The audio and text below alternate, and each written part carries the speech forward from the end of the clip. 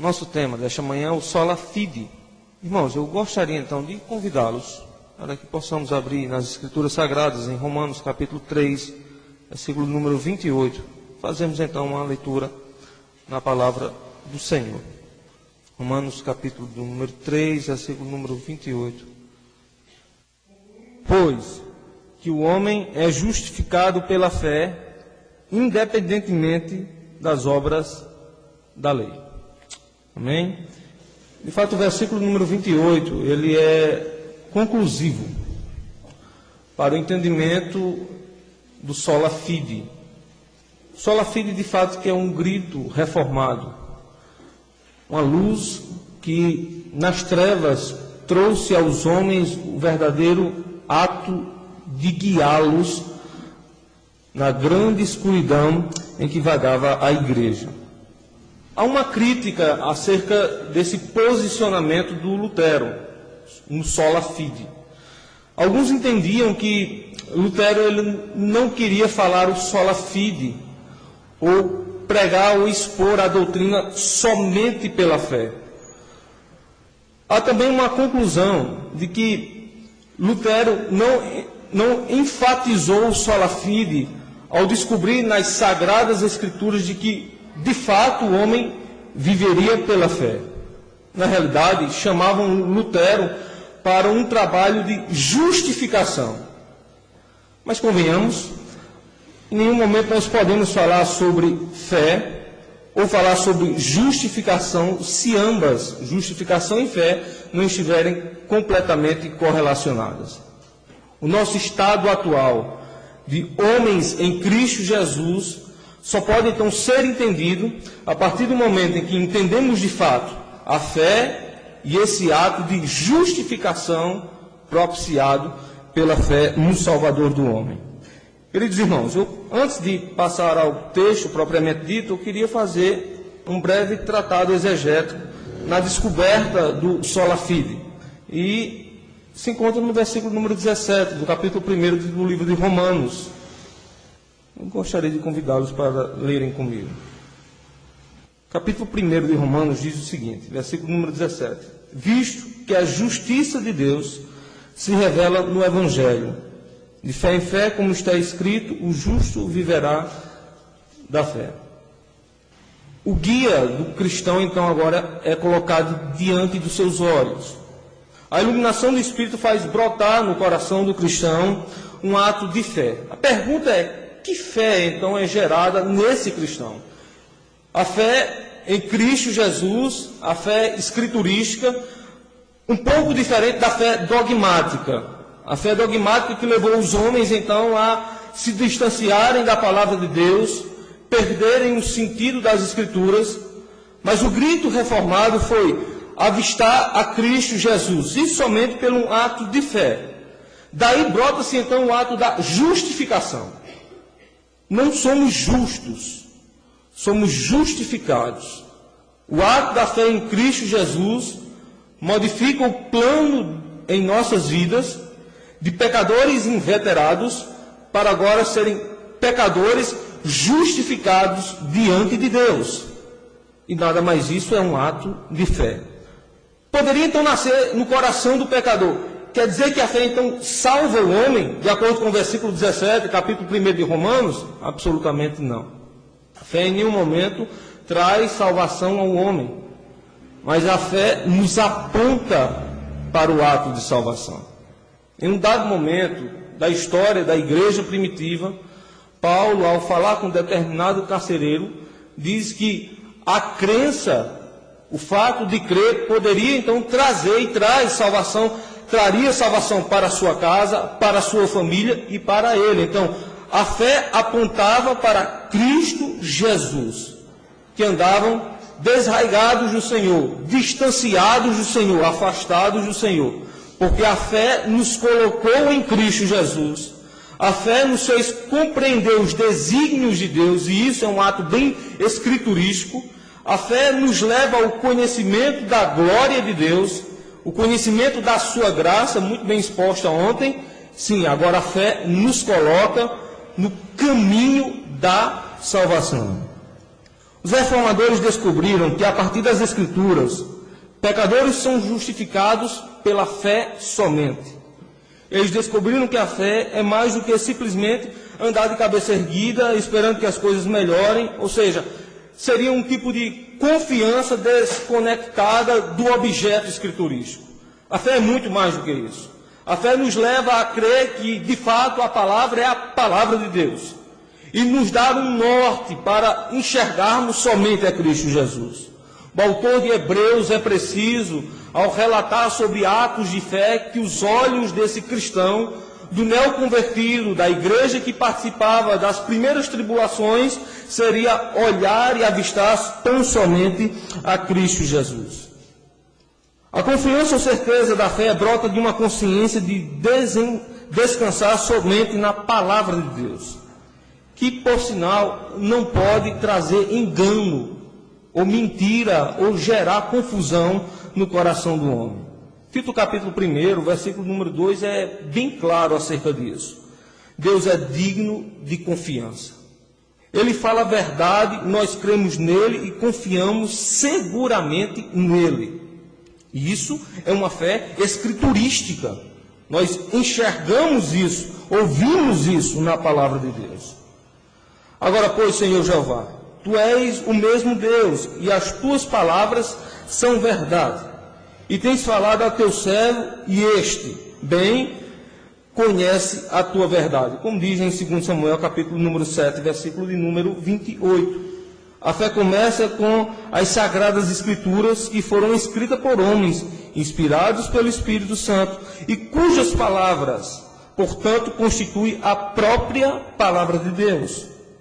Pelo que também damos, sem cessar, graças a Deus, pois havendo recebido de nós a palavra da pregação de Deus, a recebeste não como palavra de homens, mas segundo na palavra, como palavra de Deus, a qual também opera em vós o que crestes. Nesse ato pastoral, Paulo em 1 Tessalonicenses capítulo 2, versículo número 13. Nossa experiência de fé começa com as Escrituras, mas qual é a origem da fé? De onde ela vem? De onde ela surge? Fé é uma graça, um dom de Deus. Efésios capítulo 2, versículo 8, Filipenses 1, 29. Ela começa e continua como uma boa obra do Espírito Santo, do Espírito de Deus. Homens caídos não podem ler e entender a Bíblia sem a sua assistência miraculosa. Eles não podem aprender nem confiar na verdade, nem podem aceitar e aplicá-la a si mesmo, ou recebê-la no coração como um convite pessoal de Deus. Pecadores não podem se voltar para Cristo sem o auxílio soberano e poderoso de Deus. Somente quando ele não tem o Espírito, ou seja, somente quando ele não possui Espírito, ele não consegue enxergar o Salvador. Mas o contrário é verdadeiro. Somente o Espírito pode iluminar o coração incrédulo do homem. Somente o Espírito pode o levar ao conhecimento do Evangelho, o conhecimento de Cristo, o conhecimento do pecado e gerar no seu conhecimento frutos de arrependimento. Seus pecados e a sua pecaminosidade de vir a Cristo. Em outras palavras, uma pessoa deve nascer de novo antes que ele possa crer. A fé, portanto, vem após a regeneração. Nós estamos mortos, o Espírito, em parte, o sopro de vida está gerando a primeira respiração, e isto é um ato de fé. Pecadores estão ligados ou unidos a Cristo pela fé somente. A fé, unindo-nos a Cristo, faz com que todas as bênçãos espirituais sejam nossas. Assim, a fé é suficiente, nada mais é necessário ou requerido. A fé é perfeitamente adequada para salvar, pois ela liga pecadores a um Salvador perfeitamente adequado. Nós desfrutamos uma salvação perfeita porque, à vista de Deus, estamos unidos com um Salvador perfeito, que a fé, portanto, nos levou a Ele. Quando o carcereiro Filipenses perguntou: o que devo fazer para ser salvo? A resposta de Paulo é enfática, conclusiva: crê no Senhor Jesus Cristo e serás salvo. Isso é um ato de fé. A palavra fé e a palavra crer, no grego tem a mesma conjunção. É a palavra piste, ou pistoi, que é um ato direcional. Se nós pudéssemos materializar esse ato, diríamos que a fé serve para um homem como um mapa cheio de verdades, e que nessas verdades ele apontaria e nos direcionaria ao caminho exato. Ou seja, é um ato, é um guia que nos leva literalmente para o caminho tão esperado pela alma humana, o seu Criador, o seu Redentor. Nesse fato, irmãos, a fé gera em nossos corações a crença no Filho de Deus, que também é um ato escriturístico.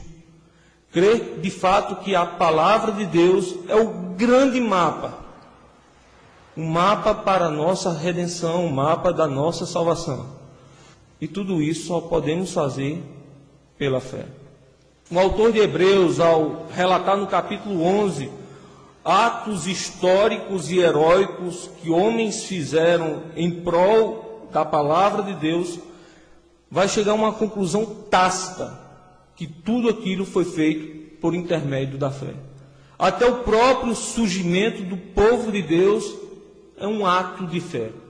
A igreja surge em meio à fé, caminha em meio à fé, progride em meio à fé. De fato, a fé é o grande mapa da nossa vida, que sempre nos levará ao conhecimento da graça de Cristo Jesus.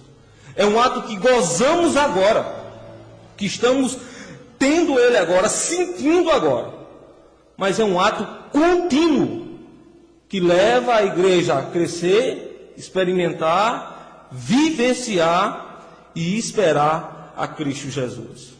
Paulo, quando relata a esperança da igreja, ele conclama a cristãos a terem a esperança da fé, de que Cristo voltaria. E até esse ato para nós é um ato da mais pura fé.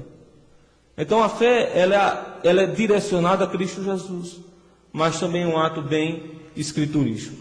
Ou seja, quando falo escriturístico, eu quero gerar no seu coração de que a fé em Cristo Jesus em nenhum momento está divorciada da palavra de Deus. O próprio Cristo regulamenta isso em João capítulo 7, versículo 38, de que o conhecimento dele é um conhecimento das Escrituras. E o conhecimento das Escrituras, até a própria interpretação, é um ato de fé. Dizemos abertamente que as Escrituras interpretam a si próprias. É uma regra hermenêutica, uma regra reformada. Mas tudo isso, como diz Sinclair, é um ato de fé. Só podemos acreditar porque em nossos corações foi gerada a fé. Gostaria de falar um pouco sobre a questão da justificação pela fé. Quando falamos de justificação, estamos falando também de imputação. Imputação do pecado. Antes de ir para o texto, eu quero lembrar que o homem feito no jardim, feito para a glória do Senhor, pecou, e o seu pecado foi imputado a toda a raça humana. Nós chamamos do chamado de pecado federal, ou seja, Adão pecou, o nosso representante, todos nós fomos feitos pecadores. Aí sim começamos a falar de um ato produtivo da fé, a justificação pela fé. Imputar algo a uma pessoa significa pôr esse algo em sua conta, ou seja, acreditar, ou contá-lo entre as coisas que lhe pertencem. Se lhe é acreditado, o que lhe é imputado passa a ser legalmente seu, e é-lhe contado como uma possessão. Imputar significa contar, acreditar, atribuir. Enquanto se faz referência ao significado de imputar, não importa quem é o que imputa, se é um homem ou Deus mesmo, como vemos no Salmo 32, versículo de número 2. Não importa o que é imputado, se uma boa ação para recompensa ou uma ação má para castigo.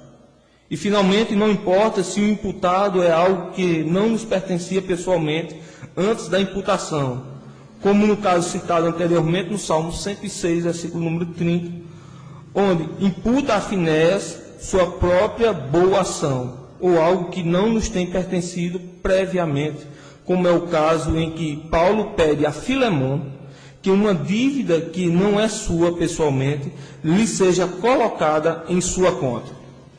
Em todos estes casos, a ação de imputar é simplesmente colocar algo na conta de alguém, de forma que, quando Deus considera o tal como pecador e, em consequência, culpável e merecedor de castigo, semelhantemente, a não imputação de pecado significa simplesmente não atribuir essa carga como base de castigo. Está lá no Salmo 32, versículo 2.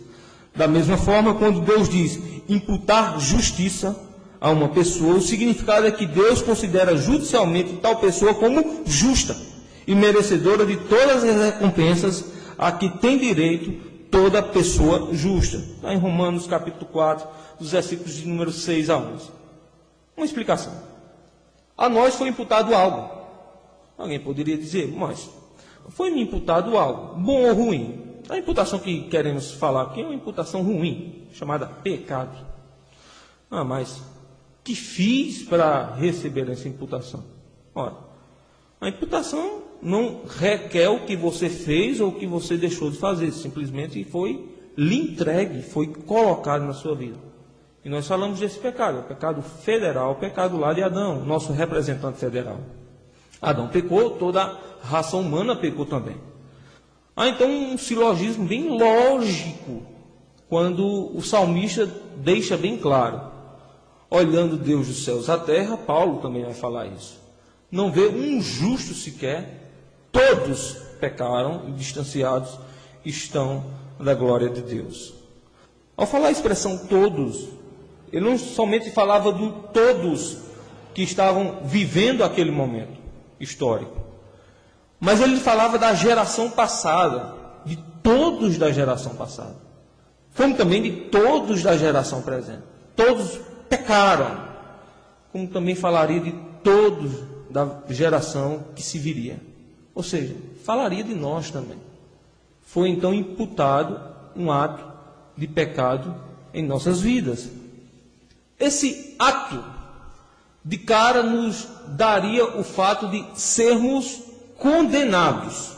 E aqui eu quero usar de uma ilustração do reverendo Edson. Se fôssemos buscar justificação por si próprio, de fato, jamais conseguiríamos.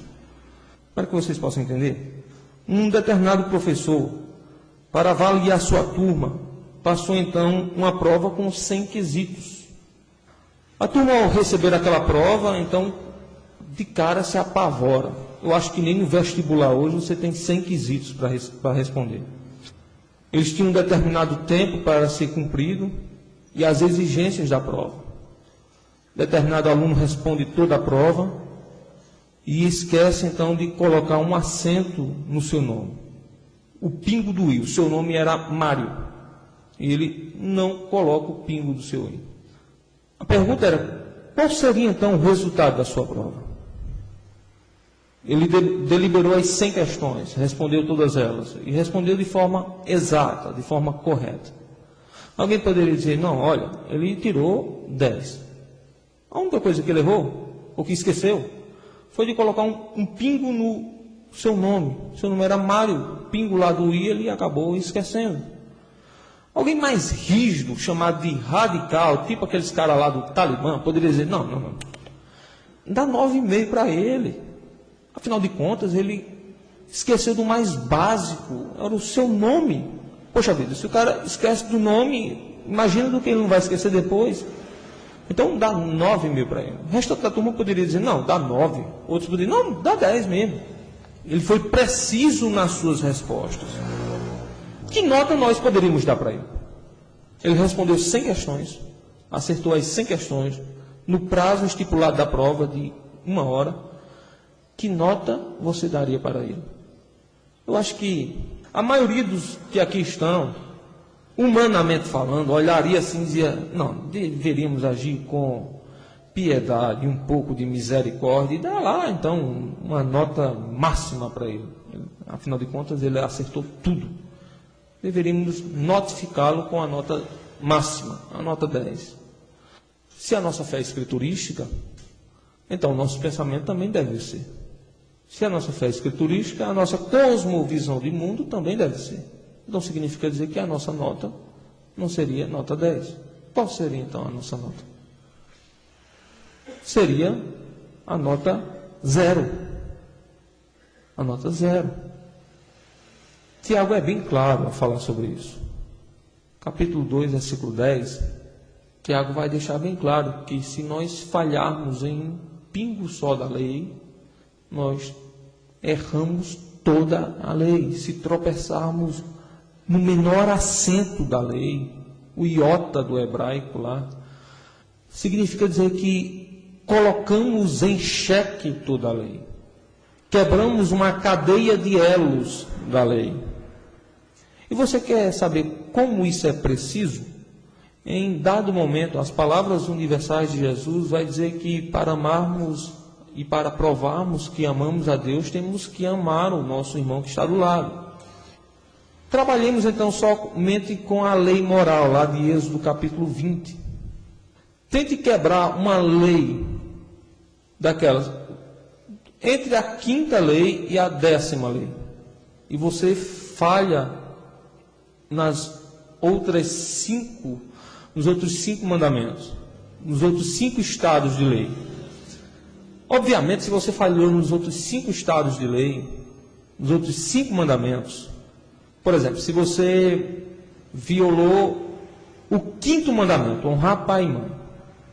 Se você violou aquele 5º mandamento, claramente você não os ama a ponto de honrá-los, de submeter à jurisdição dos pais, à jurisdição da família, à jurisdição das autoridades constituídas sobre você.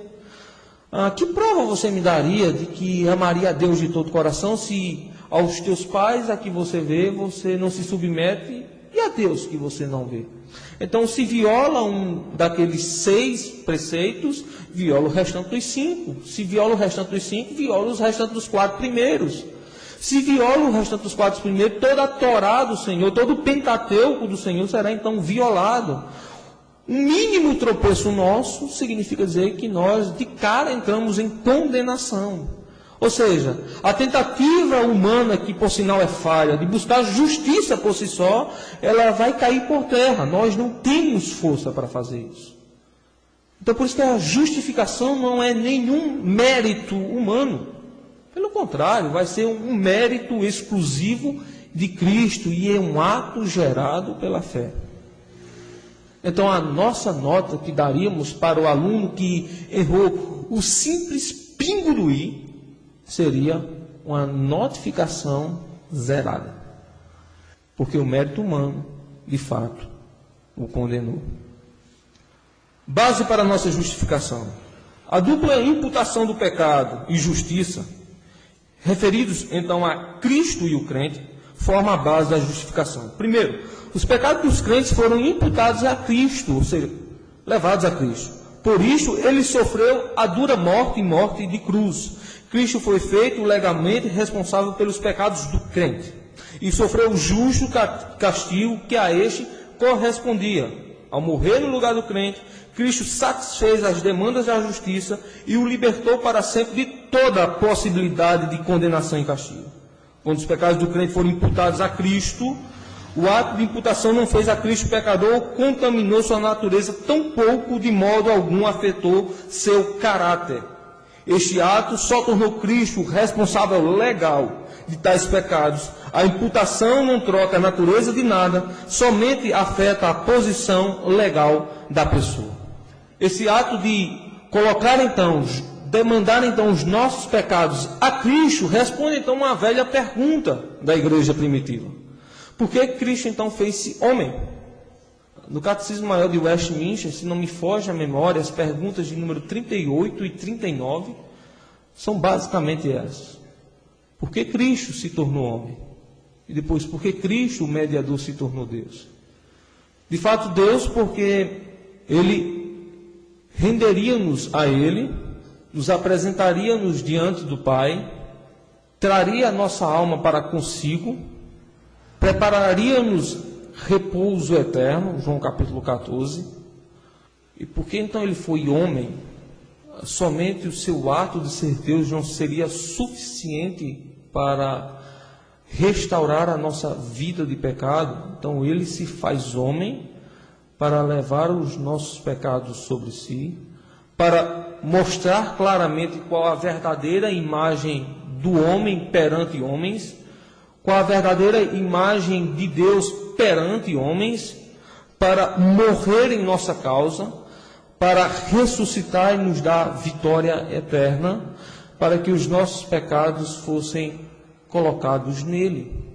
Então estamos falando também de um homem justo, para pessoas justificadas. Estamos falando do nosso Senhor, estamos falando da sua igreja. Estamos falando daquele que nos remiu e estamos falando dos remidos. Estamos falando de um ato de justificação pelo pecado que nós gravemente cometemos contra Deus. Então anulemos do nosso coração e do nosso pensamento qualquer ato de justiça própria, qualquer ato que nos leve a nos gloriar diante de Deus. Saiba que esse ato foi feito por tão somente Cristo Jesus, o nosso Senhor. Ou seja, a justificação que nos atribui salvação, mérito somente de Cristo Jesus. Nós falhamos. O Éden é prova disso. O nosso habitat é prova disso, que nós falhamos.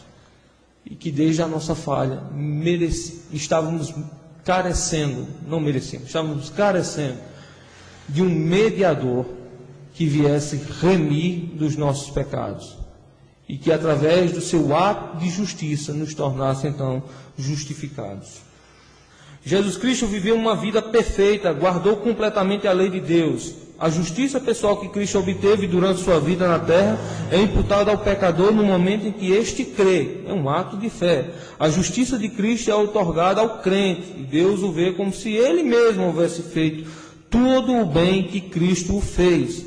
A obediência de Cristo, seus méritos, sua justiça pessoal é imputada, atribuída ao crente. Isto de modo algum troca a natureza do crente, como também a imputação de pecados a Cristo não muda a sua natureza. Ou seja, esse ato de troca, aquilo que cometemos, pecado, imputado a Cristo, o ato de justiça de Cristo, imputado ao crente, em momento algum, faz de nós pessoas diferentes, semelhantes ou iguais a Deus, e faz de Cristo um ser eminentemente pecador e mau. De forma alguma. Esse ato só nos diz que a misericórdia de Deus nos achou através da sua graça. E que isso fez com que o nosso ser diante do Senhor agora pudesse ser apresentado. Agora, somente muda a posição legal do crente diante de Deus. Antes, lembremos do que o salmista Davi tinha lembrado para nós. Olhando Deus dos céus, a terra não viu um só justo sequer. Em Cristo, ele vê homens e mulheres justificados. Meio da justificação, meio pelo qual o pecador recebe os benefícios da obra salvadora de Cristo, sua vida sem pecado e seu sacrifício, é na fé nele. Ninguém pode ser justificado senão pela fé. No entanto, ninguém é justificado sobre a sua fé. A fé em si mesmo não salva o pecador, porém leva a Cristo, o qual é quem de fato salva. Portanto, a fé, conquanto seja um meio necessário para a justificação, não é em si mesma a causa ou a base da justificação. Paulo disse que os crentes são justificados pela fé. Romanos capítulo 3, versículo 25. Ele usa a palavra pisteus para significar fé, para mostrar fé. Em Romanos capítulo 3, versículo 28, ele fala de pistei, fé novamente. Em Romanos capítulo 3, versículo 30, ele fala de ekpisteos. O dativo e a preposição dia, que aparece antes de pisteos, representa a fé como meio instrumental pelos quais Cristo e sua justiça são imputados, ou seja, colocados A preposição ek, que aparece em Romanos capítulo 3, versículo número 30, mostra que a fé ocasiona e logicamente precede nossa justificação pessoal. Paulo nunca disse e sem dúvida negaria que os crentes são justificados na fé, ou seja, por causa de sua fé. Se a fé fosse a base da justificação, a fé seria, com efeito, uma obra meritória. E a mensagem do Evangelho seria, depois de tudo, meramente uma nova versão da justificação por obras. Doutrina considerada por Paulo como irreconciliável com a graça e destrutiva espiritualmente. Uma simples comparação nós podemos fazer em Romanos capítulo 4, versículo 4, capítulo 11, versículo 6, Gálatas capítulo 4, 21, depois Gálatas capítulo 5, versículos número 1 a 2. Paulo considera a fé não como a causa da justificação, mas como a mão vazia, estendida, que recebe a justiça ao receber a Cristo. E aqui nós poderíamos trabalhar um pouco sobre essa questão de a distinção entre justiça imputada e justiça pessoal.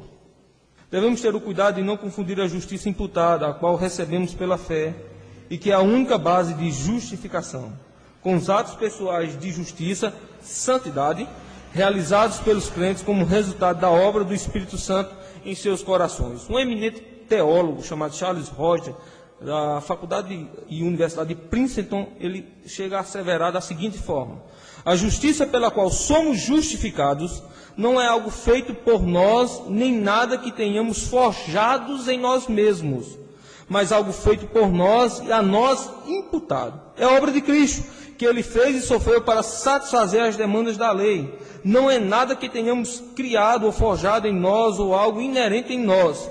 Por isso dizemos que Cristo é a nossa justiça, que somos justificados por seu sangue, sua morte, sua obediência. Somos justos nele e somos justificados por ele, ou em seu nome.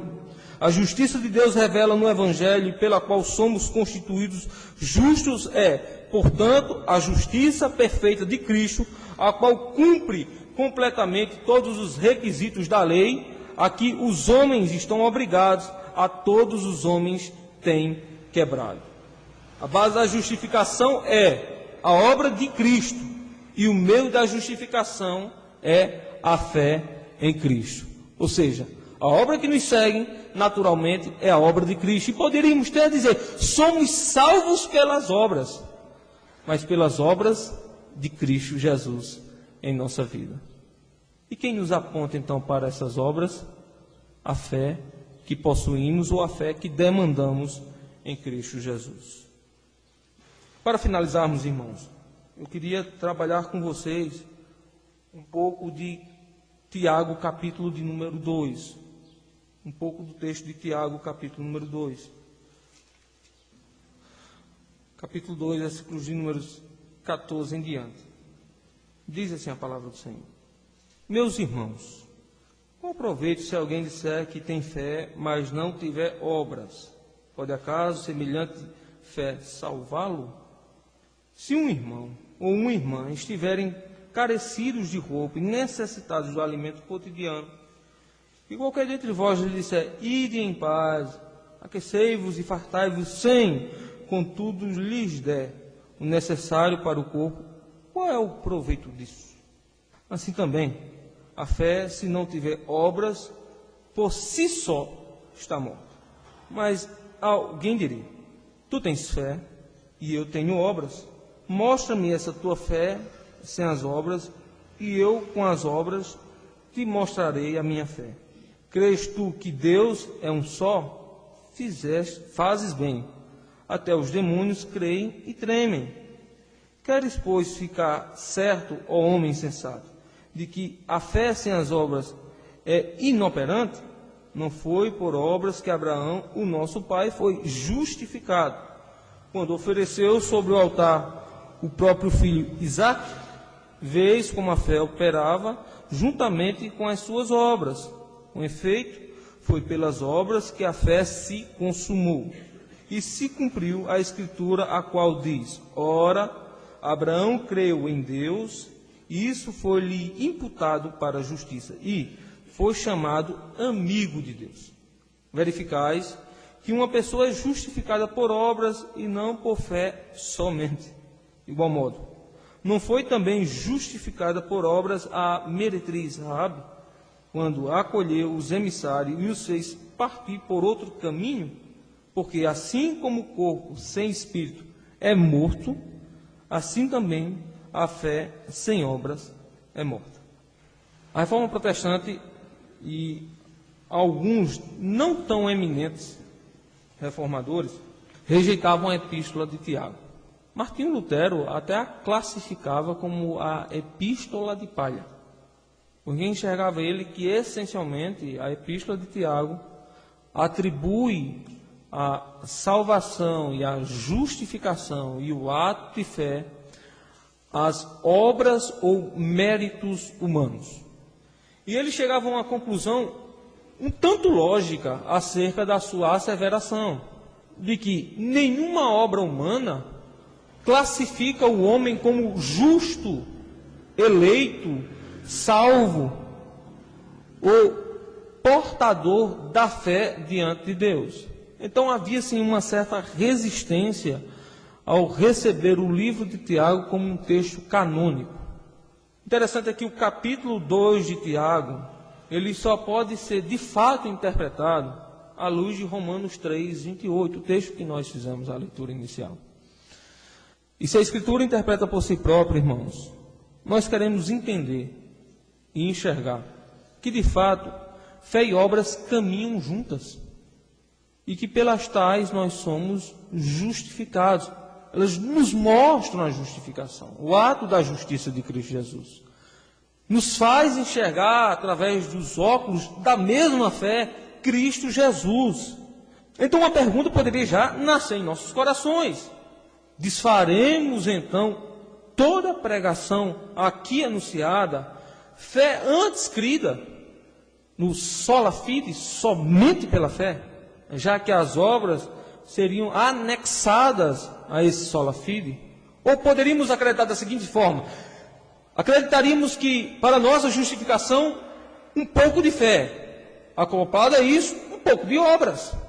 Ou seja, fé e obras nos fariam então alcançar a nossa justificação?